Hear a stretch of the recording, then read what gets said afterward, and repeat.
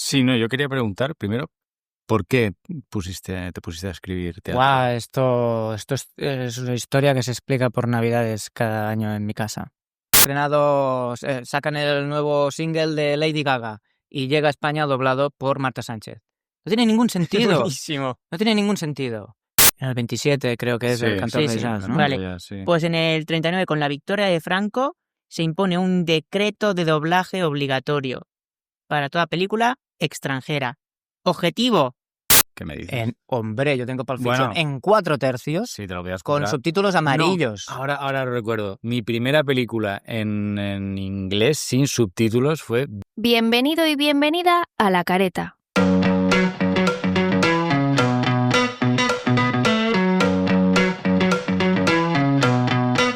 Como cada martes, aquí en tu club tenemos al equipo liderado por el que menos sabe de cine, Roberto, pero acompañado de dos animales.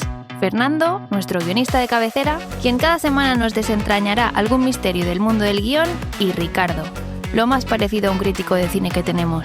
En este club no sabemos más cine que tú, pero es de lo único que sabemos. No estamos prevenidos ni preparados, pero empezamos. ¡A acción! en la semana 41 de 1978 se estrenó una de las películas más taquilleras de la historia. Su papel protagonista fue rechazado por actores tan grandes como Robert Redford, Stallone y Schwarzenegger.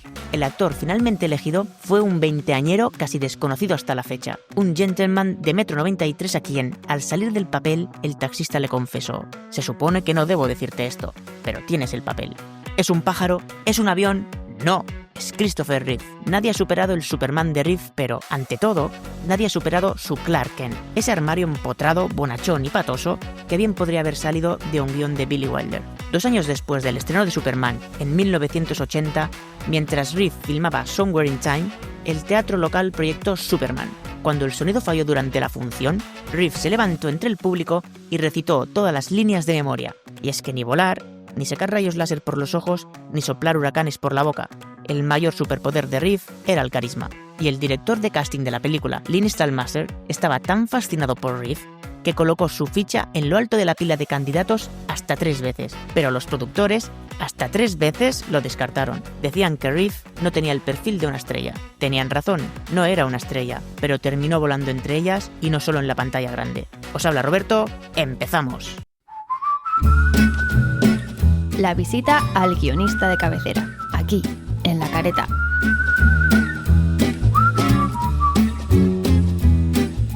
Hola, Fernando. Hola, hola. En esta visita al guionista de cabecera también tenemos el placer de contar con Ricardo. Hola, Ricardo. Muy buenas. Lo de conectado va la tertulia. Sí. Fernando, Dime. tengo entendido que has escrito teatro. He escrito teatro, no soy dramaturgo, no me considero dramaturgo, aunque diría que en mi portfolio creo que pone dramaturgo, o en mi LinkedIn o algo así. No te preocupes, montas en bici y no por eso eres ciclista profesional. Correcto. Entonces, explícame un poco tu experiencia, porque yo sé que cuando te pusiste a escribir teatro Sí.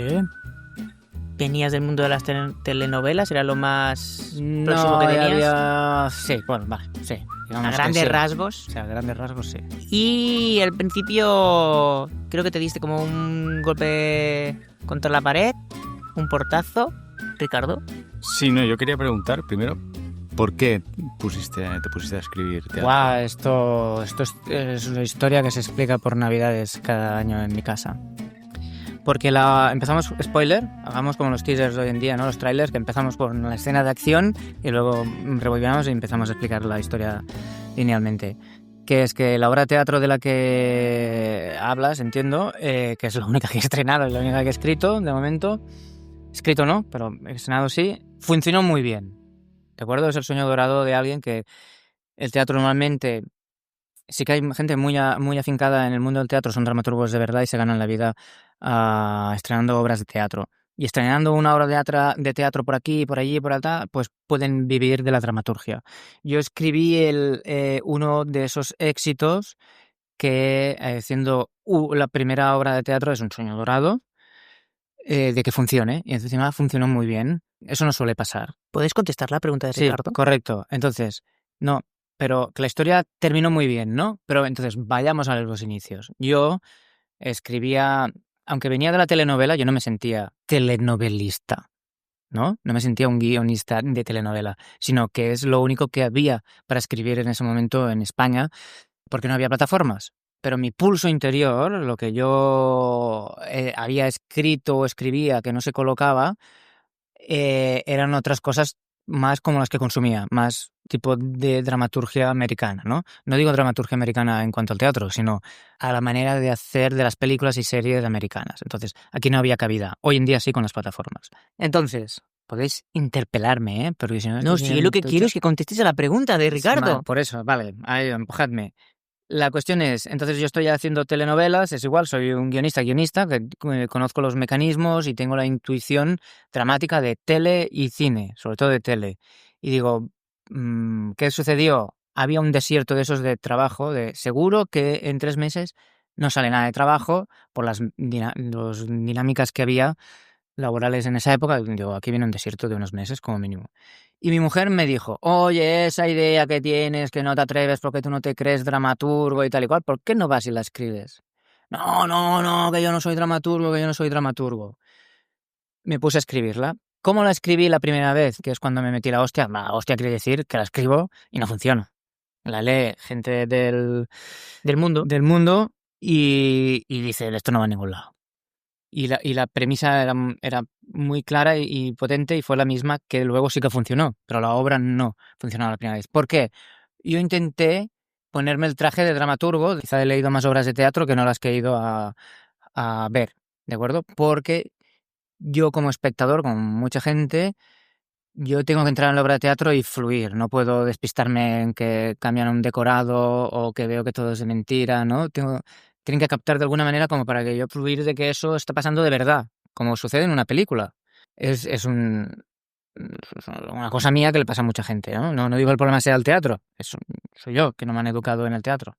Entonces, lo escribí con todo el bagaje que yo había visto y leído en el teatro y me salió una cosa que no era distinción mía, yo no estaba cómodo, o sea, es algo consciente ahora, no entonces, ¿de acuerdo? Yo escribía como las obras de teatro que había visto y que me salió, acabó siendo una comedia de éxito y me salió como un drama que no tenía mucha dirección, que divagaba y bueno, entonces le pasé, oye, ¿qué opinas de esto? Que había tenido contacto con un dramaturgo muy importante, ese dramaturgo había trabajado yo en la tele y me vino a decir, esto no va a ningún lado. Pero me dijo... Pero te dejo algunas... Te Sí, enseñó el camino. Me dijo, coge la premisa y empieza de nuevo, algo así. Y dijo, esto es comedia. Coge la premisa, que es lo bueno, y me vino a decir, déjate de hostias. O sea, agárrate a la premisa. Yo no sé cuánto tardé, no tardé mucho, ¿eh? Primero, pues lo dejas descansar, porque yo no sirvo para esto, no soy dramaturgo, tal. Y no sé, igual fueron 2 semanas, ¿eh? Y me acuerdo que reformulando la premisa era conduciendo hacia la casa de segunda residencia, como si dijéramos, y decir a mi mujer, ¡ya lo tengo! La clave es, por cosas que me había dicho este dramaturgo, digo, es una historia de amor, comedia, y ese es el vehículo que cogeré para explicar la misma premisa, pero el vestido que le pondré es una comedia no romántica, pero que sí que en realidad el análisis es una historia de amor. Y tú la ves y no dirías que es una historia de amor, pero mi vehículo para llegar al final con una dirección tenía que ser la relación entre 2 de los personajes.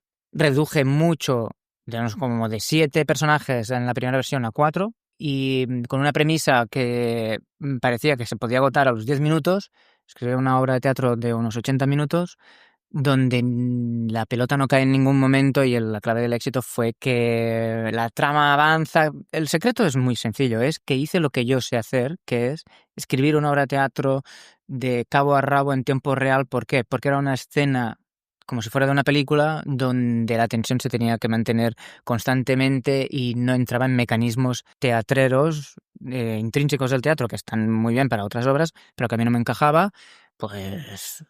cambio de localización, códigos... Pero tú en tu primera versión, solo para Sí, hablar de mi cosas primera más versión. específicas, La en tu fallida. primera versión que escribiste había cambios de escenario, todo eso lo quitaste, Mira, había más personajes. Te diré que Es para que el no me oyente- acuerdo porque me han debido lobotomizar esta parte de este recuerdo, pero básicamente era el tono, que no sabía que era una comedia, pero no acabó siendo una comedia, y que no sabía en contar que la premisa tenía, o sea, se olvidaba, la premisa se olvidaba. Dejaba ir una pequeña bomba, que es el gancho por el cual la gente va a ver la obra, Pero todo eso y fue- no se fue- arrastraba a eso. Y empezaba con todas las dramaturgias y conflictos de personajes de teatro, ¿no? Y eso no iba a ningún lado. Entonces dije, ¿qué sé hacer yo? Sé poner un conflicto, que es a quien le pasa algo, quiere algo, y hay otros que opinan diferente. Vamos a aguantar esto con una dirección concreta y además hice lo que hago con las películas y las series, que es, yo si no tengo inicio, medio y final, yo no empiezo a escribir, ¿no? En el teatro se acostumbra mucha gente, quizá ahora menos, pero normal es ir fluyendo. Y los personajes hablan y te acaban encontrando y acaban encontrando el final. Yo no trabajo así y por eso fracasé. Pero en la segunda versión yo tengo una mini película una mini película, son 70, 80 minutos, pero es una sola escena sin romper la cuarta pared, ¿no? O sea, como si estuvieras viendo una ficción. Y ya está, utilicé todos los mecanismos que yo conozco de cine, ya está. Pero entonces- cine que pasa en una sala de teatro. Pensaba que sería mucho más interesante, de Bueno. que habrías hecho muchos más cambios, de que escribiste no pensando. Yo pensaba realmente que escribiste sin pensar que era teatro. Y el problema que me dices es que te quisiste creer demasiado dramaturgo y como pensar solo en escribir teatro, y que al final lo que hiciste es recoger velas, tirar un poco para atrás y escribir a tu manera. Cine. Escribir una escena de cine. Pero lo de 70 reducir minutos. personajes fue un consejo o salió así, una vez te pusiste a escribir. Yo cine. creo que no fue muy, muy, muy consciente, sino que al encontrar el eureka, ya sé de qué va la obra de teatro, es lo que hago siempre en todos los proyectos de cine, cosa que no me había planteado en la primera versión, que es, ¿de qué estoy hablando? El tema. Sí, el tema. Y entonces todo el rato va hacia allí, que al final la obra de teatro lo que habla es de qué valor tienen, o sea, si nuestros principios tienen precio. Ya está. Levanta sonrisas, porque ¿qué haría yo? Es una premisa que interpela al espectador haciendo cola mientras mira la obra de teatro y luego en la cena posterior al teatro, ¿no? Y lo que parece una premisa, que eso que he dicho antes, que se va a agotar, como utilicé todos los mecanismos que sé de escribir cine, fui exprimiendo la premisa y fui ordeñando la premisa y sacándole todo el jugo hasta que la teta estuvo seca. Pero con una dirección, como cuando escribo. O sea, ¿cuál es el final? Pues hacia allí. Y naturalmente todo te lleva hasta allí, todo dura lo que dura. No dices, hostia, llevo 100 páginas y todavía no he terminado. No. En la página 70 dices, ya está, es que todo ha evolucionado hasta aquí y ahora vamos a cerrar porque usaba lo que yo sabía hacer. Me espabilaba en la tele, me espabilaba bien, y en cambio cuando hice la primera versión de la obra de teatro no estuvo regido la cosa. Entonces volví como a los inicios, pero la cuestión es que es una obra de teatro. ¿Pero por qué? Porque se representa con 4 actores en una sala de teatro, pero no hay mecanismos teatreros, ¿me explico? Bueno, no lo sé. ¿Te ha respondido, Ricardo? Perfectamente. Hasta aquí. Yo la conclusión que saco es haz caso a tu mujer Correcto. y sigue haciendo lo único que sabes hacer. Cada día por la mañana me levanto con este dogma. Perfecto. Nos movemos a la tertulia. La tertulia con los figuras, en la careta.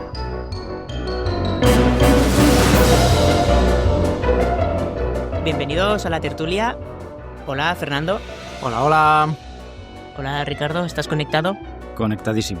Perfecto, genial. Hoy hablaremos... No te rías, Fernando, hombre. Esto es una tertulia. Vamos. Hoy hablaremos de dónde está el BOSE en España. Y antes de empezar a dar vuestras opiniones y cómo debería ser la situación actual del BOSE en España o en general, os comento. Por ejemplo, he cogido los datos de un sábado cualquiera de 2 cines muy diferentes. En uno de los cines habían programadas ese sábado, que es el día más fuerte de la semana, habían programadas 12 películas. De estas 12 películas, 4 disponían de versión original. O sea, podías ver 4 de estas 12 películas, las podías ver en versión original. Esto significa que de 12 películas, el 33% se podían ver en versión original. Pero aquí hay trampa, ¿eh? Pero estas 12 películas estaban distribuidas en 39 sesiones durante todo el día. De las 39 sesiones, 4 eran en versión original. Un 10%.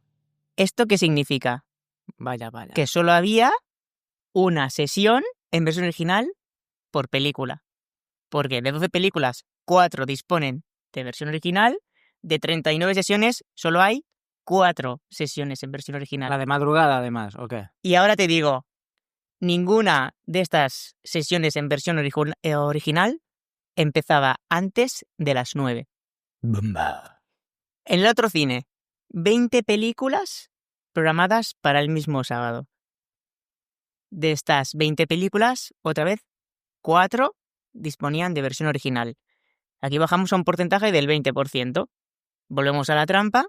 59 sesiones estaban programadas ese sábado. Y otra vez, solo 4 sesiones, ni un 7%, eran en versión original.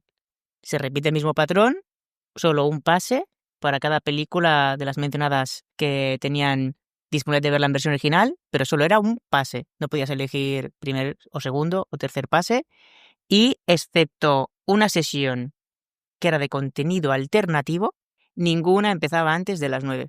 Había una de contenido alternativo, que eso ya lleva ya per se, que es en versión original, pero lo que eran películas en versión original, ninguna empezaba antes de las 9. Pero entonces, ¿por qué se programa de esta manera? ¿Porque se autoboicotea mismamente el cine para demostrar que la gente no quiere Bose y no complicarse la vida?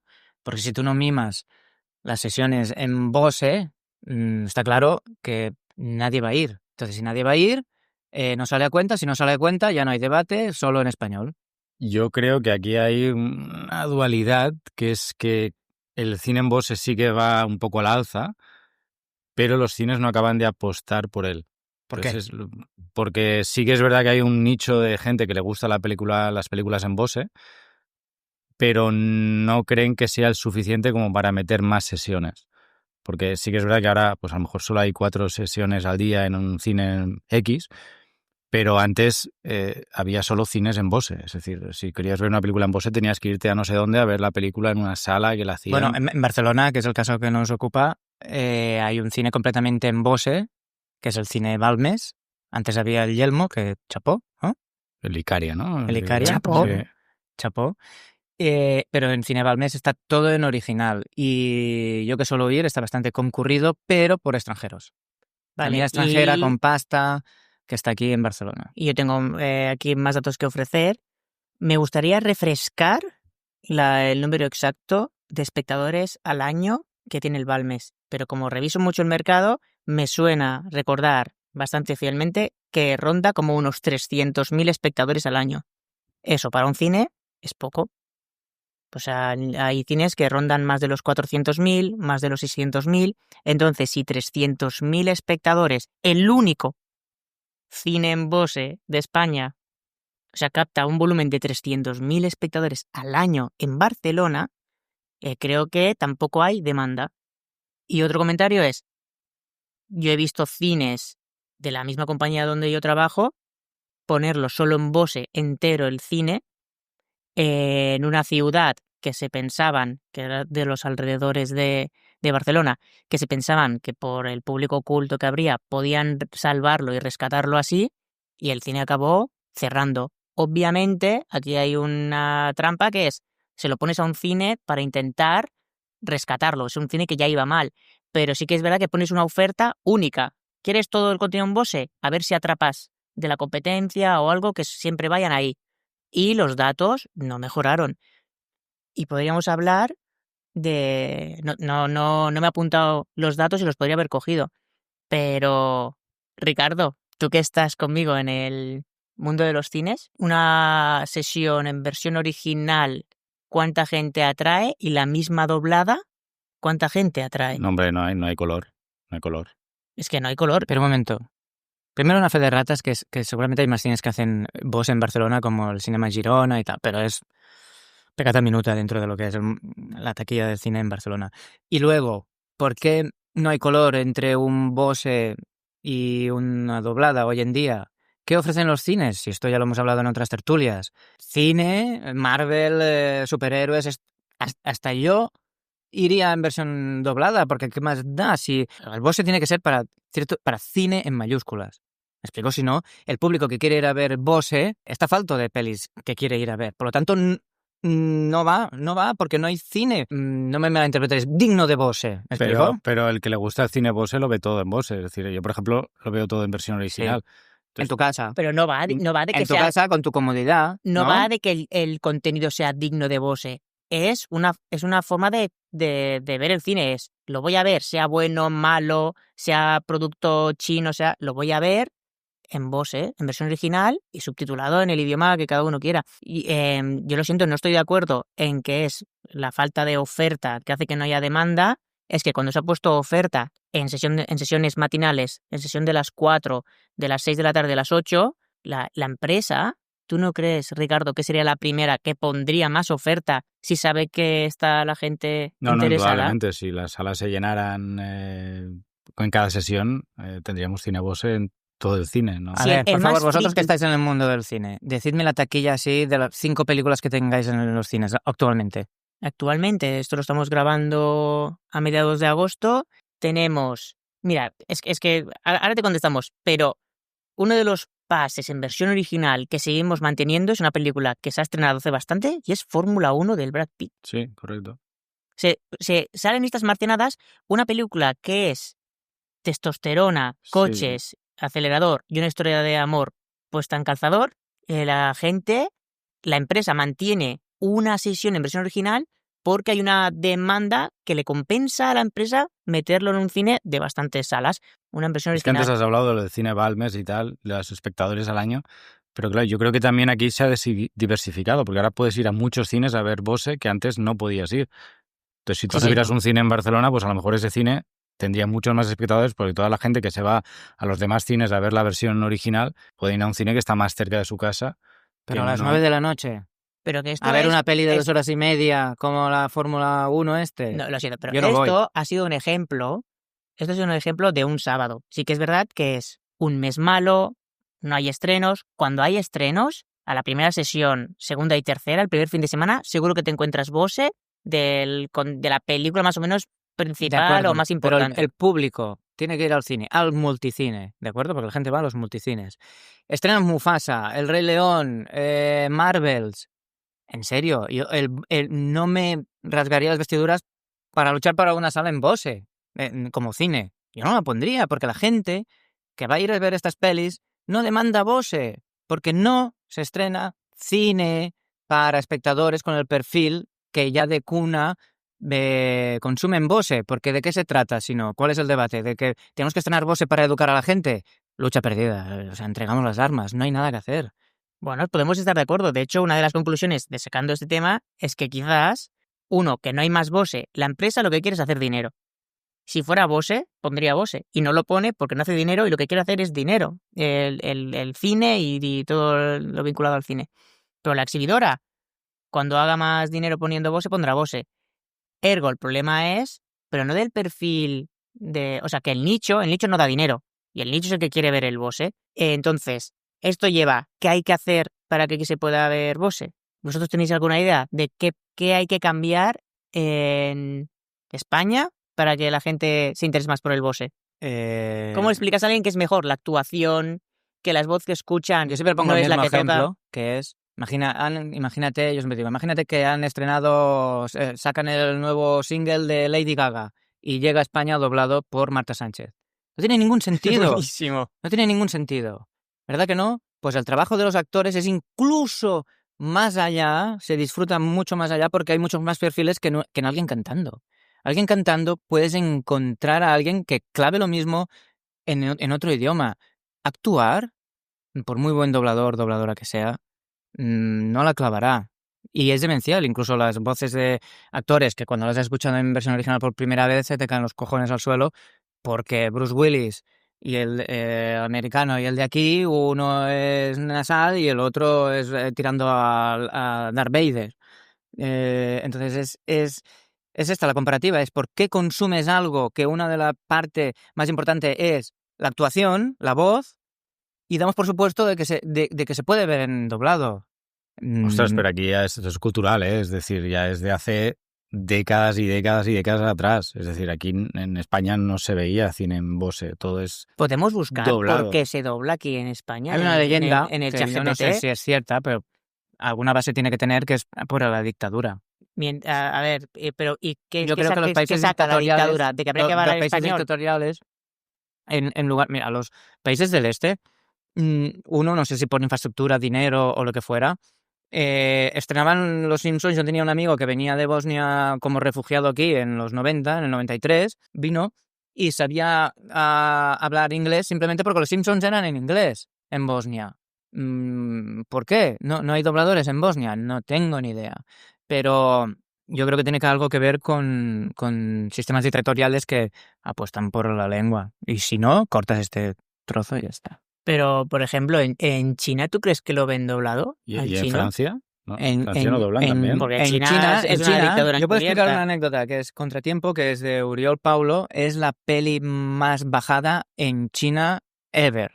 Bajada, ¿eh? Bajada, porque no se estrenaba, porque no hay mucha fluidez de comercio, ¿vale? Y vista en español, porque no estaba doblada al chino, ni mucho menos. A partir de aquí, las siguientes películas de Uriol Paulo ya había un contrato de exhibición con China, porque sabían que eso sucede, que lo petó tanto en China Contratiempo porque hay giros finales y hay que pensar mucho y tal, y no están acostumbrados en China, no están acostumbrados a un cine rompecabezas. No hay cultura de cine, es mucho más, por decirlo de alguna manera, infantil, porque no tiene una gran historia de consumo, como cine, mucho más indulgente, digamos, ¿no? Ujú.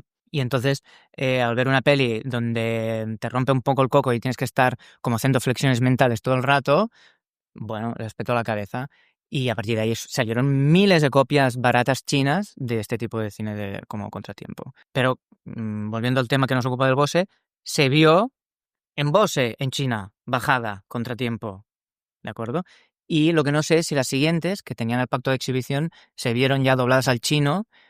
Hostia, pero me extrañaría mucho, ¿eh? Mira, acabo de buscar con la inteligencia artificial y dice que década de los 30-40, claro, antes de la Guerra Civil, en España ya se proyectaba películas subtituladas, especialmente en grandes ciudades, pero el doblaje era aún minoritario. En el 39, con la victoria de Franco, bueno, un Kit Kat. Entre el 30 y el 40, justo debe haber muy poco tiempo que apareció el sonido, ¿no? En el 27 creo que es Sí, el cantor sí, de sí, jazz, ¿no? vale. Ya, sí. Pues en el 39, con la victoria de Franco, se impone un decreto de doblaje obligatorio para toda película extranjera. Objetivo: censura, unificación lingüística. Ah, sí, eso es genial. Sí, hay muchos ejemplos donde relaciones incestuosas no lo son en España. O sea, ven películas donde hay un mamoneo sexual entre alguien y hay una consanguinidad, no me acuerdo qué película era, pero y aquí se cambió. Sí, había películas que había que ir a ver de extraperlo. Vale, y para finalizar la tertulia, yo la primera vez que descubrí, coño, ¿qué hago viendo en doblaje? Fue viendo Los Soprano, la serie de HBO, ¿no? Era, si no me equivoco. Sí, claro. Y claro, estaba publicada la siguiente temporada a la que yo me había quedado, pero no estaba aún doblada disponible. Y entonces la veía en versión original y por la ansia de seguir viendo el contenido, y cuando vi la voz del protagonista, dije, madre mía, y después en la Filmoteca fue ver Pulp Fiction en versión original, doblado también. Pero volviendo a Los Soprano, tú te das cuenta que yo siempre los consumí en inglés, porque lo consumo todo en inglés o en versión original. Al revés, haber escuchado algún corte en español es para arrancarte los ojos. Sí. Los Los oídos y las partes. ¿Y tú, Ricardo? Tu primera vez, Ricardo. Yo creo que fue cuando apareció el DVD, que te daba la opción de diferentes audios. Porque hasta entonces el VHS... No, pero antes ya yo recuerdo había VHS que tú te los podías comprar. ¿Qué me dices? Hombre, yo tengo Pulp Fiction Bueno, en 4/3 sí, te lo podías con comprar. subtítulos amarillos. No, ahora lo recuerdo. Mi primera película en inglés sin subtítulos fue Viernes 13, último capítulo, que me la compré en Irlanda.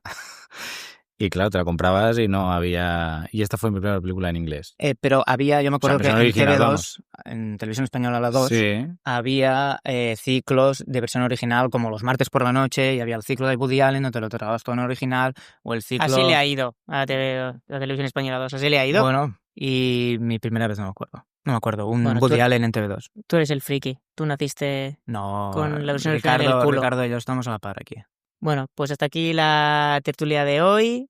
Y recordad, viva la gran pantalla.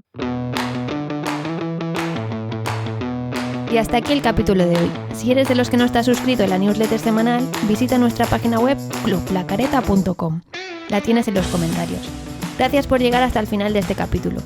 Nos vemos la semana que viene como cada martes, si todo va bien, en el club. Nos vemos la semana que viene en La Careta.